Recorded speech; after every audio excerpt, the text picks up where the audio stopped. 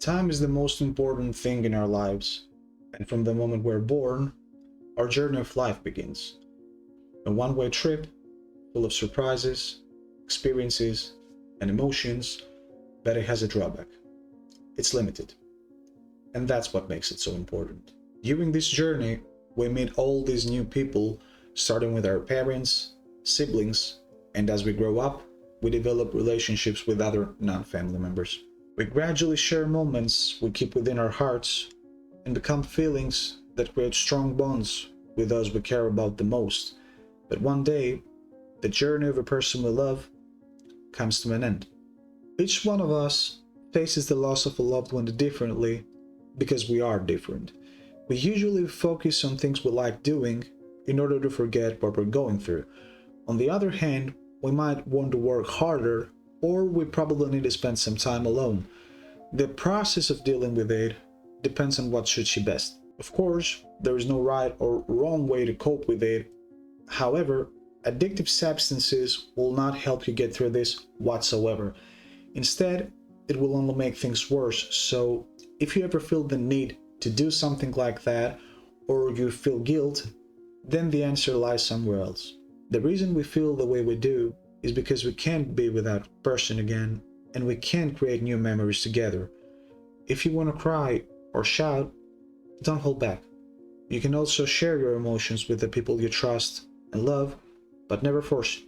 Do it when you feel you can, and if you ever want to. Eventually, you will go through stages of grief, but we experience them differently. An unavoidable process, which is the response to loss. Basically, it's the moment we realize we can't give love to a specific person anymore.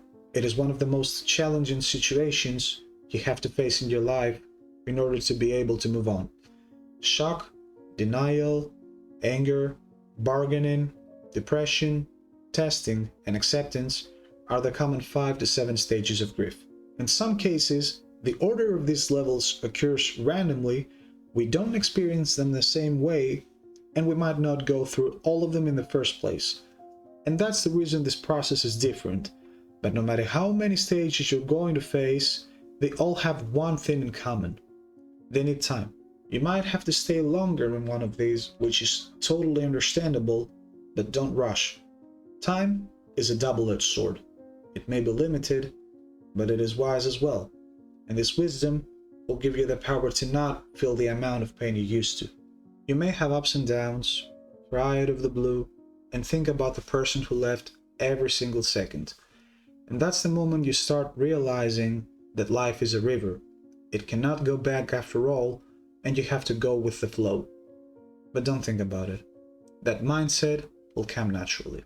Your wounds will get healed. Not completely, but they will. And you will have signs of recovery when you will be able to remember that person the way you've always wanted to.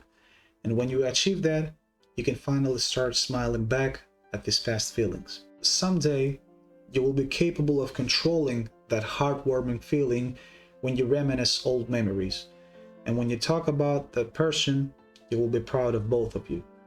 For the one who gave you all the things you needed, and for you, because you have finally found the strength to remember. People are no longer with us when we forget them. As long as we remember them, they're still alive in our hearts and minds. We go on with the memories we have created with them, and eventually, they become a part of us. A part that will give us the motivation to continue through their guidance and protection. If you ever want to share your thoughts and the way you deal with it, you can post in the comment section, email me, or PM me on Instagram.